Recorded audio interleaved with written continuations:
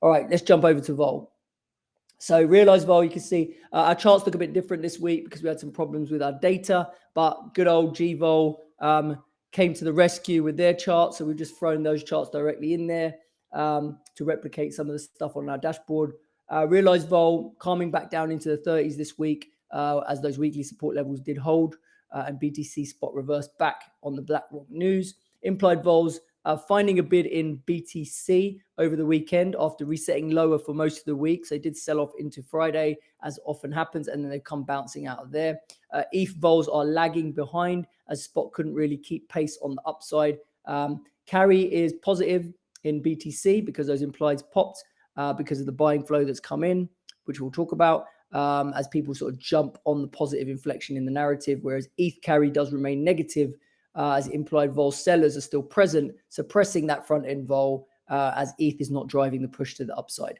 Now, ETH price action obviously not as convincing as BTC on the bounce, so we think there's still a threat of a breakdown in ETH, especially if risk assets pull back into month-end, which we suspect is quite likely, and we don't necessarily think ETH escapes that unless Bitcoin ratchets up another 1,000 or 2,000 points, right? But Bitcoin's already had its knee jerk on BlackRock. I don't think that's going to happen overnight. So it might then start to be impacted. Just general crypto markets get dragged down if equities do start to wobble.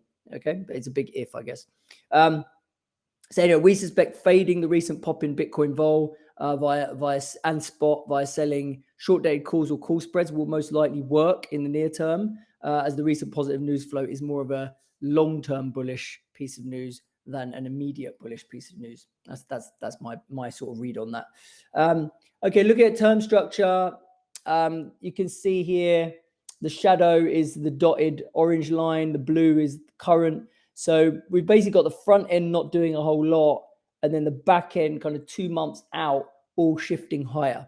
So front end vols unchanged, back end finding a bit of a bid, about 3 or 4 vol points. Now, if we look at ETH though, we've got front end actually coming down, lost about 3 vols in the short dates, and then there's an inflection where it's unchanged around about July, and then above that we are seeing a bid as well in ETH back end, but not quite as much of a bid. I mean, in the real back end, I'd say it's kind of in line with BTC, but in general, that Vega is the part of the curve that's finally finding a bit of support after Vega's just been offered only for some time. Okay, and that's because call buyers have come in the back end there. The BTC ETH realized vol spread. Now, I've just got the 2 term structures here on top of each other. So ETH is actually the blue turquoise. So you can see in the front end, ETH vol is actually trading below Bitcoin vol, whereas when we get to July onwards, it's equal. So the curve is completely flat. The Bitcoin, the ETH vol versus Bitcoin vol spread is at flat, but in the absolute front end, we're seeing ETH vols actually lower because that bid's come in for upside on Bitcoin, and ETH's just kind of asleep still at the wheel. So that's where we are. ETH spot continues to underperform, as we said, and we think it's likely that it will just stick around that 1800 area. In a rallying market, we don't see ETH managing to break 1800 by the end of June because there's an enormous strike that dealers are long there, and that we think that's going to make realized stay very low into that expiry. Okay, so we had thought that ETH vol would perform on the downside because we'd move away from that 1800 long strike, and there's some short strikes down there, but 1700 held, so we just didn't see ETH vol perform at all. But if we were to get a bearish risk asset move and crypto goes with it, then I would expect ETH to realize on the way down and Bitcoin to probably hold up because people are thinking that's the safe asset. We don't want to puke all our Bitcoin, basically, right? So that's kind of where we're at. Looking at SKEW, we've got, again, slightly different picture here. We've got all the different SKEWs across the different rolling tenors, 25 delta SKEW in terms of puts, what happened to it. So last week, we had pretty high levels. We had weekly SKEW at 6 vols, monthly SKEW about 5 vols, and then the back end kind of still in call territory as the purple. You can see here, Bitcoin SKEW's completely collapsed. In terms of puts, it's gone all the way back down there. Everything's sitting in basic small call premium. So certainly a big repricing there of Bitcoin SKEW. Not the same thing on ETH. That was 10 vols for puts is down to around 4.5 on the weekly, and the back end is around 0. and then the medium term is around sort of 2 to 4 vols there. So still seeing a put premium. Market still believes that the risk is to the downside on ETH, but not so on Bitcoin, basically, right? So that's really what we're seeing. We do think the overhang from the massive call selling in ETH is evident, because not only, you know, in the absence, there's no real vol bid in ETH, and because we think on the upside it's going to struggle to rally, all that supply of calls is kind of suppressing that vol, but the demand remains for downside, right? There's not a natural supply of downside, but there is a natural supply of upside from the overwriters, and we think that is creating this structural difference between Bitcoin SKEW and Ethereum SKEW. Okay. All right, so that's what we're seeing in Bitcoin SKEW and ETH SKEW. We don't have our individual dashboards. Like I said, we had some data issues. So jumping around to the flows. Stable flows, 3.5 billion notional traded this week in Bitcoin. Call buys came in after the BlackRock news.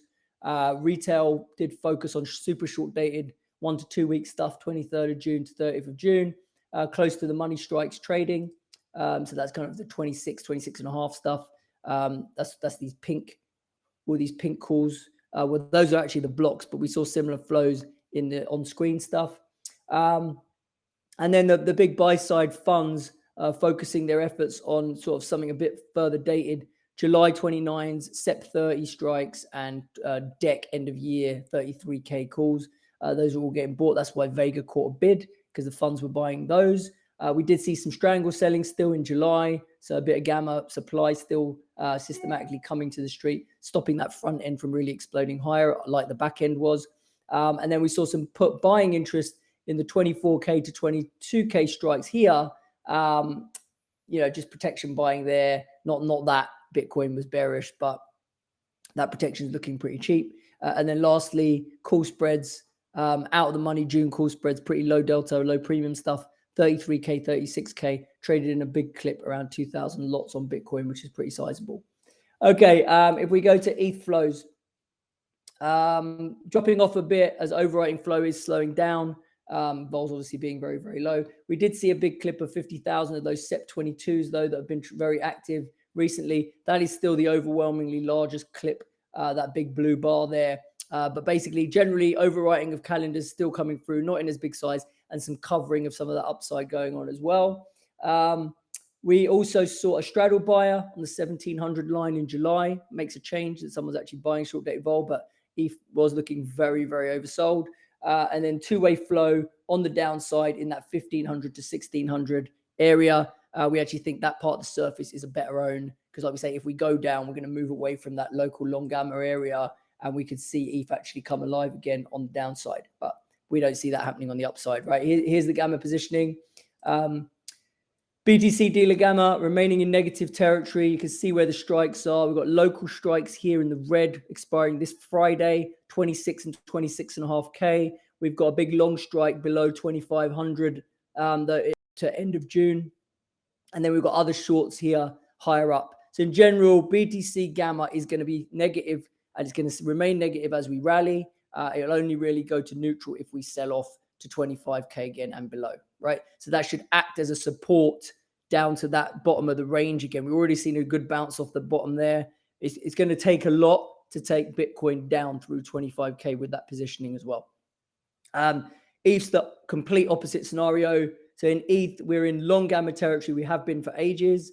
Look where the big long is coming from. June 1800s, end of June. So in a couple of weeks or in 10 days. Look at where the shorts are, 1600 to 1700. So if we were to move down towards the shorts, you may see a change in dynamic where ETH does start to move. But if we're staying anywhere between 17 and 1800, the street is long vol in ETH, and it's preventing implies from going up, and is preventing realized from occurring, basically, right? Which is completely the opposite scenario that we're seeing in BTC right now. So very, very different setup. Polar opposite setup in positioning between the two assets. Okay, what am I doing? All right, that's a quick one, hopefully. That didn't bore you too much on crypto. And I'll catch you all next week. Thanks a lot. See ya.